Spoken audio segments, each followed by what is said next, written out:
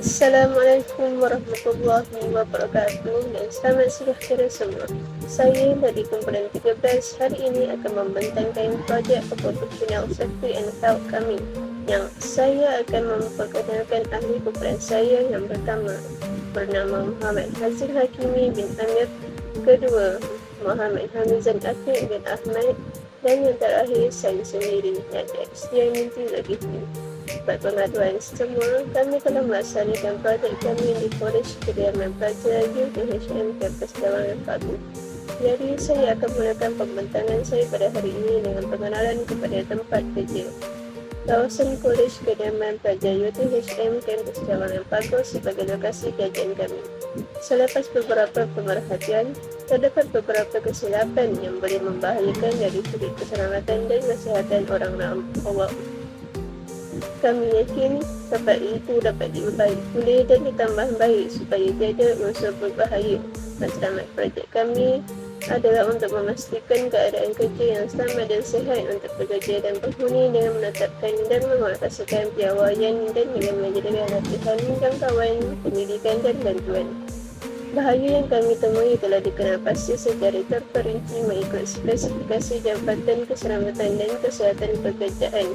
Objektif projek ini dilaksanakan adalah bagi membuat pemerhatian dan mencatat serta menganalisa keadaan yang tidak selamat, memberikan pendedahan kepada pelajar tentang risiko-risiko yang terdapat di sekitar kawasan, menerangkan kesan oleh pendedahan kepada hazard, risiko dan langkah-langkah untuk mencegahnya, memberikan peluang kepada pelajar untuk menilai dan memberikan pandangan serta cadangan bagi mengatasi bahaya. Skop projek kami pula adalah bagi mengenal pasti hazard yang terdapat di kawasan Kolej Kediaman Pelajar UTHM dan impaknya terhadap masyarakat, mengkaji beberapa penilaian risiko keselamatan yang boleh dibuat di Kolej Kediaman Pelajar UTHM, mengurangkan risiko bahaya terhadap pelajar serta pekerja yang ada di Kolej Kediaman Pelajar UTHM. Kaedah yang telah dijalankan semasa projek berlangsung adalah kaedah pemerhatian.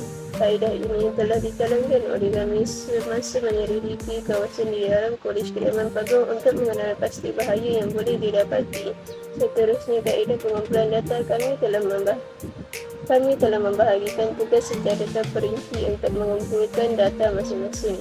Dan terakhir, kaedah pemindahan data. Dapatan data-data yang telah dikumpulkan kemudiannya kami dipindahkan ke dalam jadual hierarki. Seterusnya, saya akan membentangkan keputusan dan perbincangan mengenai kajian yang telah kami lakukan di Kolej Kediaman Paguh. Sewaktu menjalankan kajian di Kolej Kediaman Paguh mengenai hazard yang terdapat di situ, kami dapat mengenal pasti 3 hazard, iaitu yang pertama adalah struktur tangga yang sudah rosak. Kami dapat melihat besi konkrit dan struktur tangga yang sudah pecah di tangga tersebut. Perkara ini dapat mengakibatkan kecederaan berat seperti patah tulang yang diakibatkan oleh jatuh tangga apabila penghuni Kolej Kediaman Paguh ingin menaiki dan menuruni tangga. Kami mengklarifikasikan hazard ini sebagai hazard berisiko tinggi. Kami telah mencadangkan satu langkah untuk mengatasi hazard ini, iaitu pihak pengurusan Kolej Kediaman Paguh perlu membaik pulih semula bahagian tangga yang rosak ini secepat yang mungkin agar penghuni Kolej Kediaman Paguh tidak terjatuh apabila menaiki dan menuruni tangga tersebut, dan kecederaan akibat terjatuh juga dapat dielakkan. Seterusnya, hazard kedua yang kami kenal pasti di Kolej Kediaman Paguh ini adalah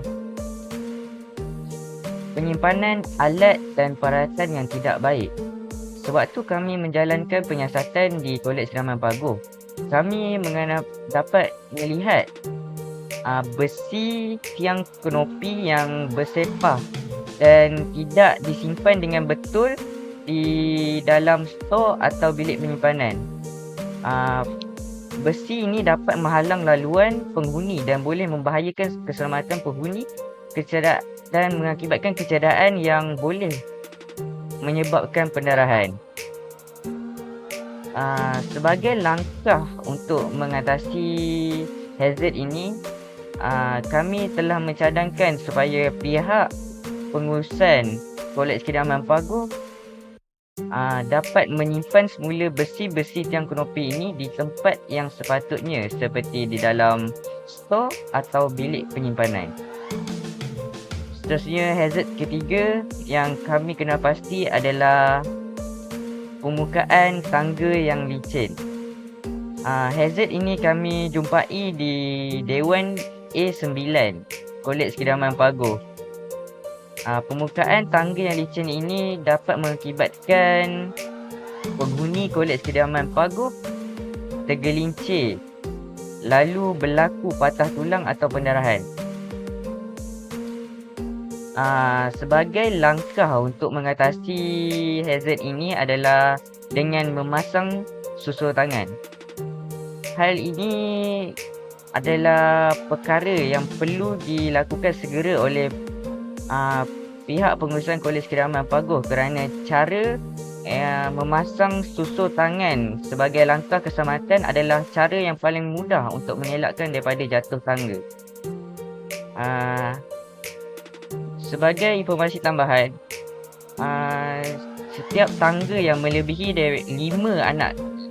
daripada 5 anak tangga perlu dipasang susur tangan sebagai alat keselamatan untuk mengelakkan daripada jatuh tangga.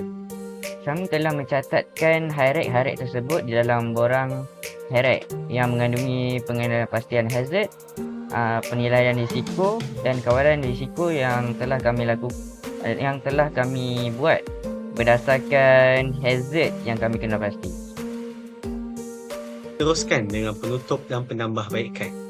Daripada kajian yang telah kami lakukan, terdapat beberapa bahaya yang boleh menyebabkan kecederaan serius terhadap pelajar yang tinggal di Kolej Kediaman Pelajar UTSM Paguh. Kami dapati ia boleh memberi impak terhadap tahap keselamatan Kolej Kediaman Pelajar UTSM Paguh dan memberikan imej yang buruk terhadap pengurusan Kolej Kediaman.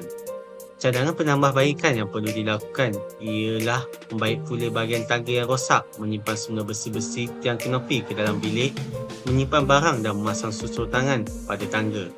Kesimpulannya, dengan mengkaji elemen-elemen keselamatan dan menarik tarafnya, diharapkan kajian ini juga dapat membantu pihak-pihak lain yang berkaitan dengan keselamatan Kolej Kediaman dapat menjadikan Kolej Kediaman Pelajar UTSM Paguh tempat yang selamat kepada penghuni dan semua orang yang berada di tempat tersebut. Sekian daripada saya. Terima kasih.